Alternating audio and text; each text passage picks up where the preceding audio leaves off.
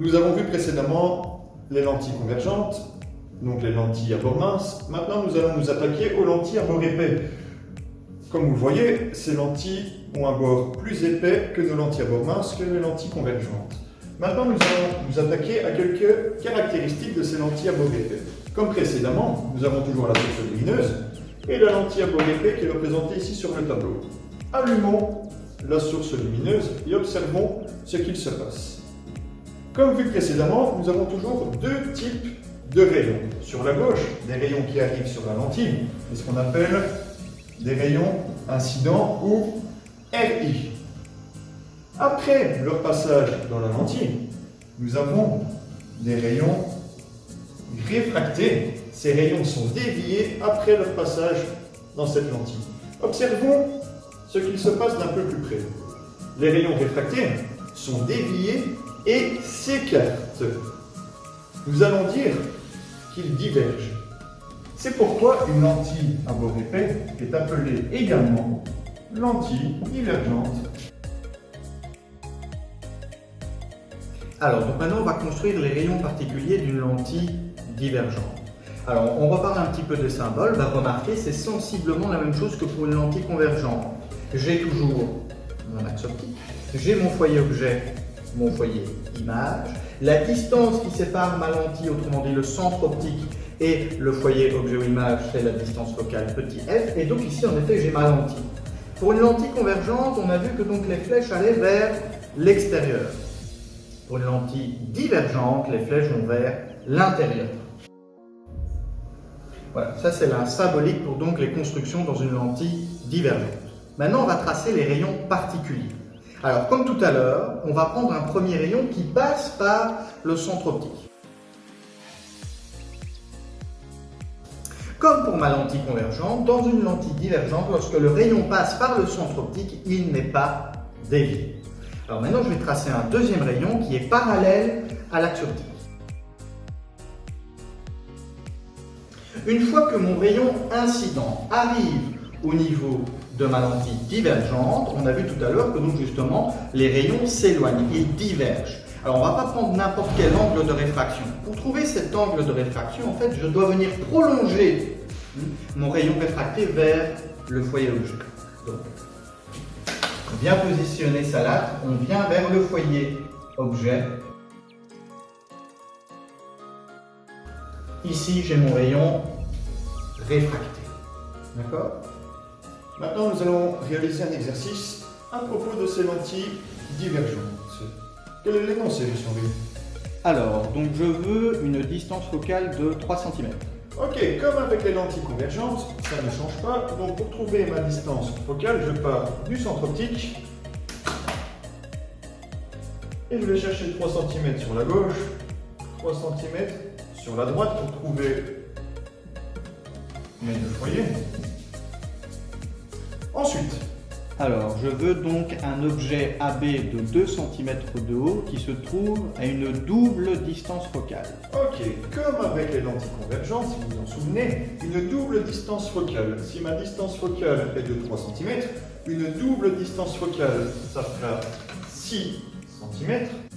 Et je dois être au-delà de 6 cm. Au-delà, ça veut dire plus loin. Donc je vais placer mon objet AB qui fait 2 cm de haut à 6,5, 7, 8, 9. Ça n'a pas d'importance, je respecte l'énoncé. Que dois-je faire par la suite? On vous demande donc de construire l'image de cet objet en passant donc par une lentille divergente. Il est important de se souvenir de nos rayons particuliers. On va jouer avec nos deux rayons particuliers des lentilles divergentes. Prenons le plus simple. Je pars du point A et je vais passer par le centre optique. Tout rayon qui passe par le centre optique n'est jamais dévié. Ne pas oublier les flèches pour montrer le sens des rayons lumineux. Ensuite, utilisons notre deuxième rayon particulier. Il est parallèle à l'axe optique. Attention à ne pas se tromper, nous sommes bien dans une lentille qui est divergente. Divergente, ça veut dire qu'après le passage dans la lentille, le rayon va s'écarter. Comme vous l'avez vu précédemment avec M. Henry, il va s'écarter, mais pour trouver l'angle de divergence, nous devons prolonger le rayon lumineux vers le foyer objet. Que constatons-nous? Du côté réel, nos deux rayons lumineux ne se croisent pas. Par contre, où pouvons-nous trouver ce croisement? Si on regarde du côté réel, il y a une intersection qui se trouve ici. Cette intersection est tout simplement l'image du point A, donc A'. Pour trouver le point B, comme tout à l'heure et les lentilles convergentes, le point B se situe sur l'axe optique. L'axe optique passant par le centre optique, le rayon ne sera pas dévié, donc le point B est tout simplement perpendiculaire à cet axe optique. En dessous de A, je viens de trouver B'. Donc j'ai A'B' qui est l'image de l'objet AB. Comme pour les lentilles convergentes, pour les lentilles divergentes, il faut également donner les caractéristiques de cette image. Je vous rappelle, réelle ou virtuelle.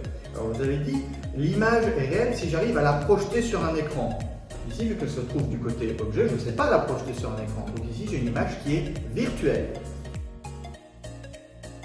Ensuite, est-ce que mon image est plus petite ou plus grande que l'objet? On remarque ici, donc il n'y a même plus besoin de mesurer, on voit que donc ici l'image est bien plus petite que mon objet.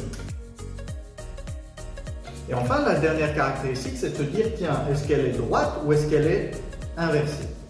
Alors, le point A est en haut, A' est en haut, B est en bas, B' est en bas, donc ici l'image est droite. Et donc, lorsque je construis l'image d'un objet AB qui passe par une lentille divergente et que cet objet est au-delà du foyer, qu'est-ce que j'obtiens comme image? J'ai une image qui est virtuelle, une image qui est plus petite et une image qui est droite. Ensuite, deux exercices sur les lentilles divergentes. Construis l'image d'un objet AB, toujours de 2 cm de haut, situé entre le foyer et le centre optique. Encore une fois, donc du coup, il est proche de votre lentille. La distance focale, petit f, est de 2 cm. Je rappelle, la distance focale, c'est la distance donc entre le centre optique et le foyer. Utilise les rayons particuliers des lentilles divergentes. Après, il faut donc donner les caractéristiques de l'image, plus petite, plus grande, réelle, virtuelle, droite ou inverse. Et enfin, dernier exercice, construis l'image d'un objet AB donc de 2 cm de haut, situé sur le foyer objet F avec une distance focale de 3,5 cm. Encore une fois, on vous demande d'utiliser les rayons particuliers propres aux lentilles divergentes et d'en donner les caractéristiques. Je vous rappelle 2-3 petites choses. On trace les constructions de lentilles au crayon et à la latte. Comme je l'ai dit au tout début, donc le travail est à réaliser sur une feuille de bloc. Et ce travail sera donc à nous remettre en version papier donc au prochain cours, donc au cours qu'on aura en présentiel.